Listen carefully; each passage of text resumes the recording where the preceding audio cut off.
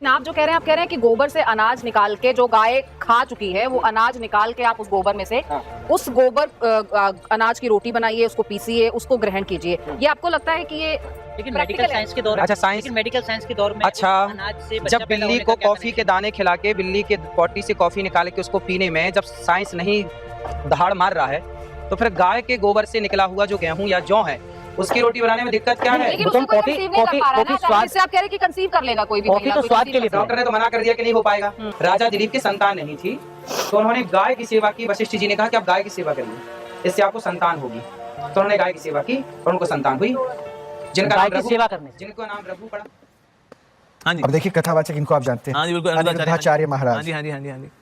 अब ये कितना तर्क के साथ आपको लगता है गाय के गोबर से? देखिए, जो मैंने गाय को लेकर के था, of course many researches are happening, और गाय का गोबर वाकई में एंटीबैक्टीरियल भी होता है, और कई ऐसे बायोगैस प्लांट्स भी हैं जिनकी गैस से भी which is use for cooking, और जिसके उपले होते हैं, उपलों से जो रोटी बनती है, आप कहीं ब्रज में कभी जाएंगे ना, वाकई में जो ब्रज की जो रोटी है जो कि गाय की उपलों इतने शुद्ध होते हैं कि यज्ञ में भी उनका इस्तेमाल हवन में भी किया जाता है। Very very pure. In fact one of my friend, उसको स्किन कैंसर था, और स्किन कैंसर उसे कई जगह दिखा लिया, यहाँ एम्स से भी आया, कई हॉस्पिटल में दिखाया उसने, सब जगह दिखा लिया, लेकिन अब इलाज हो नहीं रहा। सो ही तो किसी ने बोला भाई तब कुछ नहीं हो रहा, तो ये काउपैथी होती है, सो यू यूज दिस, गाय के गोबर से या फिर जो काउ यूरिन होता है उससे स्नान करो।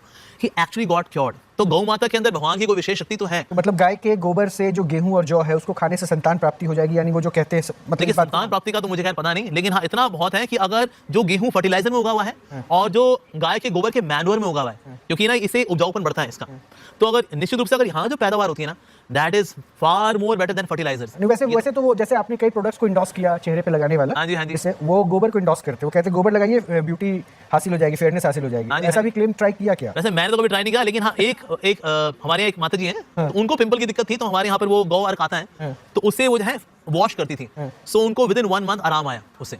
तो इसलिए गौ और कार्य तो करता है, गौ माता में है कुछ अद्भुत शक्ति तो है कि अगर साधारण मूत्र हो तो वो ऐसा कार्य नहीं करेगा, लेकिन गौ माता से जो आ रहा है वो निश्चित रूप से है तो अद्भुत है। यूनिवर्सल ब्रदरहुड सिर्फ महदूद इंसानों तक क्यों, जानवर पेड़ पौधों को क्यों नहीं लिया गया? क्या पैंथियज्म इसका सोल्यूशन नहीं है? यूनिवर्सल ब्रदरहुड, आलमी भाईचारा के अंदर हम बाकी जीवित चीजों को क्यों नहीं लेते? अगर लेंगे तो जीना ही मुमकिन नहीं है। अगर हम लेंगे बाकी जीवित चीजों को, हम आलमी भाईचारे में लेंगे, तो आपको यहाँ खड़े रहना भी मुमकिन नहीं है 5 मिनट तक के। क्यों मैं बोलूंगा? क्योंकि मैं डॉक्टर हूँ। भाईचारा का एक उसूल है कि दूसरे भाई का कत्ल मत करो, उसूल है कि नहीं? ठीक है, आप सांस ले रहे, अभी सांस ले रहे ना, आप जब सांस लेते लाखों जर्म्स का कत्ल कर रहे हैं आप कैसे भाई? ये लाखों लोग का कत्ल कर रहे हैं जीने के लिए, ये कैसा भाईचारा है? तो इसीलिए भाईचारे का डेफिनेशन जरा हम बराबर तौर से समझ ले, फिर हम डिस्कस करें। क्योंकि अगर आप कहेंगे हर जीवित चीज मेरे भाई है, तो आप भाईचारे के खिलाफ। कोई भाईचारा में ये नहीं है कि दूसरों का कत्ल करो अपने आप को जिंदा रखने के लिए। कभी भी इस्लाम में ये नहीं कहा गया है कि दूसरों को दबाओ अपने आप को ऊंचा करने के लिए। और मैं अल्लाह के रसूल की एक मिसाल दूंगा आपको। अल्लाह के रसूल फरमाते हैं, आप जब देखते हैं एक खजूर का दरख्त, पाम ट्री, वो एक मोमिन की मिसाल है, मुस्लिम की मिसाल है, तो साहबा सोचते इसका क्या मतलब? क्यों एक खजूर का दरख्त, पाम ट्री को मुस्लिम कह रहे? समझ में नहीं उनको। आज हम जानते हैं, उस टाइम अल्लाह के रसूल ने कहा, कोई भी पेड़ पौधे जब भी बढ़ते ऊपर, वो क्या करते हैं? आजू बाजू पेड़ को हटाते हैं, फिर ही बढ़ते हैं। नीचे जाते हैं, अपने पौधों को, रूट्स को एक्सपैंड करते हैं। इसीलिए आप देखेंगे म्युनिसिपैलिटी क्रैक्स को तोड़ती है, मजबूत करे। क्यों? वो पेड़ बढ़ता है तो क्रैक हो जाता है, फिर से टाइल लगाते हैं। जितना पौधा बढ़ता है, जितना पेड़ बढ़ता है, उतना आजू बाजू नुकसान करता है। एक वाहिद दरख्त है पाम ट्री, जो जितना ऊंचा जाता है दूसरे को नुकसान नहीं पहुंचे, सीधा जाता है। बाकी लोग यहां जाते हैं, वहां जाते, इसके घर में घुसते, उसके घर में घुसते, ऊपर जाते सीधा, किसी को तकलीफ नहीं देते, नीचे भी जाते सीधा, आजू बाजू घूमते नहीं। अगर आप अपने आप को बड़ा बनने के लिए दूसरों को दबाएंगे, ये मुस्लिम नहीं। तो अगर मैं मानूं आपकी बात को कि हर जीवित इंसान को भाईचारा करूं, तो मुझे जीने का हक नहीं, किसी को जीने का हक नहीं है। लेकिन उसका मतलब ये नहीं कि हम दूसरे जीवित लोग को तकलीफ पहुंचाएं जानबूझ के।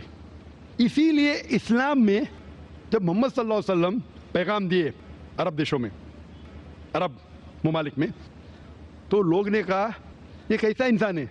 जब अल्लाह के रसूल ने कहा कि ऊंट के ऊपर ज़्यादा वजन मत डालो, हराम है, घोड़े को ज़्यादा तकलीफ मत दो, तो लोग कहने लगे ये तो अभी इंसानों की हुकूक की बात कर रहा था, अभी जानवरों के हुकूक की बात कर रहा है। अल्लाह के रसूल फरमाते जब एक शख्स आग उगाता, मुझे आग को बुझाओ, क्यों? उधर चींटियां मर रहे हैं।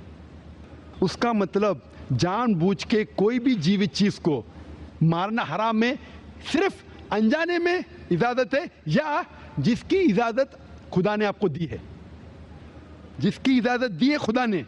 मिसाल के तौर पे मनुस्मृति में चैप्टर नंबर 5 श्लोका नंबर 31 में लिखा है कि खुदा ने कुछ जानवरों को बनाए खाने के लिए और किसको खुराक बनने के लिए, some to be eaten some to eat. अगर वो खाने वाला जानवर दूसरे जानवर को खाता है जिसको खुराक के लिए बनाया है तो कोई गुनाह नहीं है। मनुस्मृति चैप्टर नंबर 5 श्लोक नंबर 30 में अगर आप उस जानवर का कत्ल करते हैं जो खाने के लिए बनाया गया है तो आप गुनाह नहीं कर रहे। Manusmriti chapter number 5 shloka number 39 में सैक्रिफिशियल एनिमल, जो एनिमल कुर्बानी के लिए बनाए गए उसकी कुर्बानी देना गुनाह नहीं है। मैं क्यों हिंदू धर्म से कह रहा हूँ, मुस्लिम से भी कह सकता हूँ, बहुत से हवाले। उसका मतलब हमें किसी को तकलीफ नहीं देना चाहिए, लेकिन अगर अनजाने में चलते चलते चींटी मर गई तो आप बाहर चले नहीं सकेंगे। आप सांस लेंगे जर्म, तो अल्लाह ताला ने जर्म को पैदा किया है मरने के लिए आमतौर पे, तो आप गुनहगार नहीं। मालूम कुछ जैन लोग मास्क पहनते तो भी मरते, पानी को उबालते, उबालने से मार रहे, उबालने पानी पी के फायदा क्या? अंदर मारने के बदले बाहर मार रहे, क्या फायदा? ये मुमकिन ही नहीं है। लेकिन जानबूझ के कोई जानवर को, और एक मिसाल दूंगा, हमारे खतीब जुमा नमाज पढ़ाए थे कल डॉक्टर उस्मान, उनने अपने खुतबे में मिसाल दी थी। क्या एक औरत थी जो बहुत बेहया थी, क्या कहेंगे, जो आम तौर पे लोगों की जीनत थी। मैं लफ्ज़ उर्दू ज़रा मेरी कमज़ोर है, मैं किसी को ठेस नहीं पहुंचाना चाहता, इंग्लिश में कहेंगे नॉट विद गुड कैरेक्टर, बाजारी औरत। ज़रा मैं ऐसे लफ्ज़ नहीं इस्तेमाल करना चाहता किसी को चोट पहुंचे, तो बाजारी औरत थी जो बहुत गुनाह करती थी, लेकिन एक वक्त एक कुत्ते को पानी पिलाया तो अल्लाह के रसूल फरमाते सिर्फ वो एक अच्छे अमल के वजह से खुदा ने उसे जन्नत में डाला। बाजारी औरत गलत काम करती है, जिना करती है, एक अमल क्या की, एक कुत्ते को पानी दी, इंसान को नहीं कुत्ते को, और अल्लाह उसे जन्नत में डालता है। दूसरी तरफ एक अच्छी औरत, नेक औरत, लेकिन एक बिल्ली को बंद करती है, चेन करके रखती है, उसकी आज़ादी को कैद करती है, अल्लाह ताला उसको जहन्नम में डालता है, नरक में डालता है। इसे कहते हैं जानवरों के हुकूक। मतलब जानवरों के भी हुकूक इस्लाम में हैं। अल्लाह के रसूल फरमाते कि चिड़िया की जान भी मत लो बिना वजह, चिड़िया स्पैरो, अब पढ़ेंगे कुरान में और हदीस में कई इसके पर लेक्चर। तो इसलिए हम मानते हैं कि जीवित चीज का हमें एहतराम करना चाहिए, उसके रूल रेगुलेशन है। बोलेंगे सब जीवित चीज मेरे भाई है, नहीं भाई सब भाई नहीं है। अभी कुछ लोग इतना करते, कुत्ते के पीछे हर महीने लाख रुपया खर्चा करते। अरे गरीब लोग मर रहे, लाख रुपये से 10 घर हर महीने लाख रुपया अपने पूडल के ऊपर डालते हैं। लाख रुपये से कम 10 घर तो चलेंगे ना महीने, 20 घर चलेंगे बम्बई में, हाँ के नहीं? वो 20 घर को संभालो ना, एक पूडल को संभाल रहे। ये किधर का इस्लाम है? ठीक है जानवर की कदर करो, इतना कदर मत करो कि उसके हाथ में चेन डालो सोने की, ये करो, ये खाना लेके आओ, खाना लेके आते लाख रुपए का, आप समझ रहे ना? तो इतना मत इसराफ करो। इस्लाम के अंदर सिखाया गया है कि भाईचारा जो मैंने जिक्र किया, बट जानवरों को भी देखो और उसके साथ अच्छा बर्ताव करो, बिना वजह किसी जानवर का कत्ल मत करो। ये आपका सवाल था। आपका दूसरा सवाल इसके अंदर जवाब हो गया। आप कहते हैं कि पैंथियज्म, सबको खुदा मानना इसका जवाब है। उसका जवाब में कहा था, हमारे भाई जो अवतार सिंह थे ना, उसने कहा था पैंथियज्म, सब कुछ खुदा है, सब कुछ खुदा है। इससे क्या होता है कि सब कुछ खुदा है, मतलब अगर आप सबको खुदा मानते, चोर को भी खुदा मानते, डाकू को भी खुदा मानते, खुदा का मतलब उसका कहना मानना, बराबर कि नहीं? उसकी इज्जत करना, उसकी इबादत करना, वो जो कहता है उसकी बात मानना। तो आप अगर वो चोर को खुदा बोलेंगे, वो बोलेगा चोरी को, आप चोरी करना शुरू करेंगे। वो बलात्कार करने वाला कहेंगे आपसे, आप उसको खुदा बोलेंगे, चल भाई बलात्कार कर, आप करेंगे? करेंगे? तो इसी तरह ये इलॉजिकल है। खुदा एक है, और सिर्फ उसकी इबादत करना चाहिए। और ये जो फिलॉसफी है, ये फिलॉसफी जो आप बोल रहे किधर से आई, इसे कहते हैं एंथ्रोपोमॉर्फिज्म। क्या कहते हैं? एंथ्रोपोमॉर्फिज्म मतलब गॉड ने हर चीज़ की शक्ल हासिल की, और इसके अंदर एक फिलॉसफी है कि खुदा इतना पाक, इतना नेक, वो जानता नहीं कि किस तरीके से इंसान को तकलीफ होती है। और ये एंथ्रोपोमॉर्फिज्म जो फिलॉसफी है, खुदा अलग अलग चीज़ में शामिल होते हैं। और कई मज़हब इस्लाम के अलावा, कोई मज़हब कहता है कि खुदा एक बार इंसान का रूप हासिल किया, कुछ मज़हब कहते हैं अनेक बार। और उनकी लॉजिक है कि खुदा इतना पाक, इतना नेक, इतना महान, उसे पता नहीं इंसान की तकलीफ़ क्या है, इंसान को किस चीज़ का बुरा लगता है। इतना नेक, इतने पाक, इंसान को दर्द कैसा होता है, इंसान को तकलीफ़ कैसा होती है। तो ये खुदा जो नेक और पाक है, जानने के लिए इंसान के उसूल क्या होना चाहिए, वो इंसान का रूप धारण करते हैं। ये फिलॉसफी है एंथ्रोपोमॉर्फिज्म की।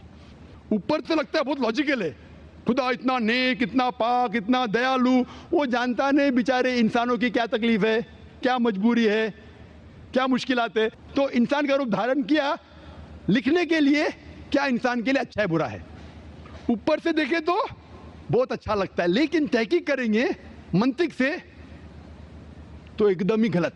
मिसाल के तौर पे, अगर मैंने एक डीवीडी प्लेयर बनाया, डीवीडी प्लेयर, क्या मुझे ज़रूरी है कि मैं डीवीडी प्लेयर बनूं ये जानने के लिए डीवीडी प्लेयर के लिए क्या अच्छा है क्या बुरा है? ज़रूरी है? नहीं। मैं एक इंस्ट्रक्शन मैन्यूल लिखूंगा कि डीवीडी प्लेयर को प्ले करने के लिए डीवीडी डालो, प्ले का बटन दबाओ, स्किप करने का स्किप का बटन दबाओ, स्टॉप करने का स्टॉप का बटन दबाओ। पानी में मत डालो, खराब हो जाएगा, ऊपर से मत फेंको, खराब हो जाएगा। मुझे डीवीडी प्लेयर बनने की ज़रूरत नहीं। इसी तरीके से खुदा हमारा खालिक है, हमारा बनाने वाला है, हमारा पैदा करने वाला है, उसको इंसान बनने की ज़रूरत ही नहीं। वो क्या करता है? इंस्ट्रक्शन मैन्यूल लिखता है, इंसान के लिए क्या अच्छा है क्या बुरा है, क्या खाना चाहिए क्या नहीं खाना चाहिए, कैसा इबादत करना चाहिए। और इस खुदा का आखिरी इंस्ट्रक्शन मैन्यूल है कुरान। इस ईश्वर, इस भगवान, इस अल्लाह, इस खुदा का आखिरी इंस्ट्रक्शन मैन्यूल है कुरान। इस कुरान मजीद में लिखा है आपके लिए क्या अच्छा है क्या बुरा है, किस तरीके से जानवर से अच्छा बर्ताव करना चाहिए, किस तरीके से भाईचारा बढ़ना चाहिए, किस तरीके से गरीबों की मदद करना चाहिए, सब लिखा है इसमें। खुदा को खुद इंसान बनने की जरूरत नहीं, क्योंकि वो हमारा खालिक है, हमारा मालिक है। तो इसीलिए ये पैंथीइज्म फिलॉसफी इज टोटली रॉन्ग। और वेद में किधर नहीं लिखा है, आप जाएंगे दूसरी किताबों में लिखा है, आप अगर देखेंगे मेरी कैसेट हिंदुइज्म एंड इस्लाम पे, लेकिन वो किताबें वेद से ऊंची नहीं है। वेद में सिर्फ लिखा है तौहीद के बारे में, एक खुदा के बारे में, एक कम सत्य विप्रा बहुधा वेदांते, खुदा एक है, उसको नाम अलहदा दे सकते हैं आप, लेकिन खुदा एक है, उसकी सिफत आप बयान कर सकते हैं। और वो एक खुदा है न तस्य प्रतिमास्ती, उसका कोई अक्स नहीं है, ना कोई पिक्चर है, ना कोई पेंटिंग है, ना कोई मूर्ति है, ना कोई स्टैचू है। Hope that answers the question. जी खुशामदीद दोस्तों, उम्मीद करता हूँ वीडियो आपने पूरी देखी होगी और आपको पसंद भी आई होगी। भाइयों दोस्तों, इस्लाम अल्लाह ताला का भेजा हुआ आखिरी मज़हब है और कुरान में अल्लाह ताला फरमाते हैं इन्ना दीना इंदल्लाहिल इस्लाम। अल्लाह ताला के नज़दीक जो मज़हब है वो इस्लाम है। यानी इस्लाम के अलावा अगर आप कोई दूसरा मज़हब अपनाएंगे, किसी दूसरे मज़हब की तरफ जाएंगे, तो वो हरगिज़ काबिल कबूल नहीं होगा, बल्कि सिर्फ़ और सिर्फ इस्लाम ही काबिल कबूल होगा। अगर आप किसी दूसरे मज़हब की तरफ जाते हैं, ईसाईयत की तरफ, तो वो 3 खुदाओं को मानते हैं, जो कि बिल्कुल गलत है। कुरान में अल्लाह ताला फरमाते हैं वला तक़ूलू सलासा, 3 ना कहो, जिस तरह वो लोग मानते हैं 3 खुदाओं को। इसी तरह दूसरी जगह अल्लाह ताला फरमाते हैं लक़द कफ़रल्लज़ीना क़ालू इन्नल्लाहा सालिसु सलासा, तहक़ीक़ के साथ कुफ़र किया उन लोगों ने जो ये समझते हैं कि अल्लाह ताला 3 खुदाओं में से एक है। गलत बात है, अल्लाह ताला एक है। इसी तरह ईसाई लोग ये मानते हैं कि ईसा अलैहिस्सलाम ने इंसानियत के लिए कुर्बानी दी और इंसानियत के लिए ही ईसा अलैहिस्सलाम इस दुनिया से गए। ये भी गलत बात है। ईसा अलैहिस्सलाम अभी तक ज़िंदा है, उनकी क्रूसिफिक्शन नहीं हुई, ना ही वो मारे गए जिस तरह ये लोग कहते हैं।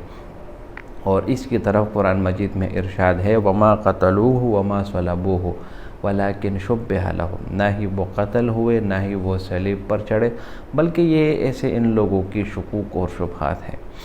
तो ईसाईयत मज़हब वो भी सही मज़हब नहीं है, बल्कि अभी जो सही मज़हब है वो इस्लाम है। और इस्लाम में ही आपकी कामयाबी छुपी है। अगर आप इस्लाम के अलावा किसी दूसरे मज़हब की तरफ जाते हैं तो ये आपके लिए हरगिज़ काबिल कबूल नहीं होगा। इसी तरह यहूदियत, जो लोग ये मानते हैं कि यहूदियत जो है ना वो अच्छा मज़हब है वग़ैरह वग़ैरह, तो ये भी हरगिज़ जो है ना काबिल कबूल नहीं। इसी तरह अगर आप हिंदू मज़हब को देखते हैं तो जो कि तकरीबन 500 या 600 साल पुराना मज़हब है, ये भी कोई मज़हब नहीं है जो कि जिसको आप पसंदीदा कह सकें, क्योंकि ये ऐसा मज़हब है जो 500-600 साल पुराना है और इसमें वो फजूल किस्म की बातें आपको सुनने को मिलेगी जिसका कभी आपने तसव्वुर भी ना किया हो। मिसाल के तौर पर हिंदू वाले कहते हैं कि गाय का गोश्त मत खाओ क्योंकि इससे जानवरों को तकलीफ़ होती है वग़ैरह वग़ैरह। इसी तरह जितने भी मुर्गी है वग़ैरह वो भी नहीं खाते और कहते हैं कि इससे जानदार को तकलीफ़ मिलती है, तो वो सिर्फ सब्ज़ियाँ खाते हैं। तो बिल्कुल एक अक़ल से खाली किस्म के लोग हैं। और इसके बरअक्स वो तो छोड़ो, वो उसको भी जो है ना मानते हैं, जिस तरह मैं कहता हूँ कि जो हिंदू लोग हैं वो तकरीबन जो गाय के जो उससे जो गोबर निकलता है, जिस तरह ये वीडियो में आपने देखा कि ये हिंदू पंडित जो है ना वो गाय के गोबर की तारीफ़ कर रहा है कि ये इस तरह चीज़ है और ये उस तरह चीज़ है वग़ैरह वग़ैरह। अरे कभी गाय के मूत्र और गाय के गोबर से बाहर निकल आओ तो यहाँ पर बहुत बड़ी दुनिया है, बहुत सी चीज़ें आपको मिलेगी, तो वो चीज़ें इनको नज़र नहीं आती। तो भाइयों दोस्तों, कहने का मतलब ये है जो डॉक्टर जाकिर नाइक ने इसके बाद जो जवाब दिया और जो बयान किया बहुत ही ज़बरदस्त था। तो सबसे आखिरी मज़हब इस्लाम है। इस्लाम को छोड़कर अगर कोई किसी दूसरे मज़हब की तरफ जाते हैं तो वो हरगिज़ काबिल कबूल नहीं। उम्मीद करता हूँ ये वीडियो आपको पसंद आई होगी। अगर वीडियो आपको पसंद आए तो इस चैनल को सब्सक्राइब करें। बहुत शुक्रिया।